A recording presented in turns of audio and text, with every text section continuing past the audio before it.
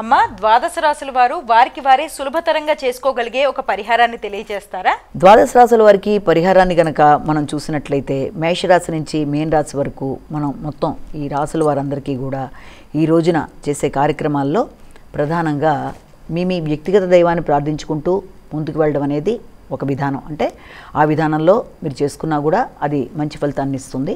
అలా కాకుండా ఇంకా సమయము అవకాశము అన్నీ కూడా మీకు ఉన్నట్లయితే తప్పనిసరిగా ఈ రోజున మీరు చేసే కార్యక్రమాల్లో సుబ్రహ్మణ్యేశ్వర స్వామి ఆరాధన చేయడం అనేది, అలాగే హనుమాన్ చాలీసా లాంటిది వినడం, వీలున్నట్లయితే ఏదైనా దానికి సంబంధించిన దేవాలయ సందర్శన చేయడం, అవన్నీ కూడా చాలా వరకు అనుకూలంగా ఉంటాయి. ఒకవేళ వాటికి కూడా అవకాశం లేనట్లయితే మీరు ఈ రోజున అమ్మవారికి సంబంధించిన శ్లోకాలు ఏది విన్నా కూడా, అష్టోత్తరాలు కావచ్చు, శతనామావులు కావచ్చు, అమ్మవారి శ్లోకాలు, అమ్మవారి ద్వాదశనామం ఏదైనా సరే చాలా చాలా చాలా చాలా మంచి ఫలితాలు, అమ్మవారి యొక్క ఆశీస్సులు మొదలైనవి లభ్యమవుతాయి. కనుక తప్పనిసరిగా ఏది చేసినా దుర్గాదేవికి సంబంధించిన శ్లోకాలు, అష్టోత్తరాలు మంచి ఫలితాలు ఇస్తాయని మనం ఇక్కడ గమనించుకోవాలి.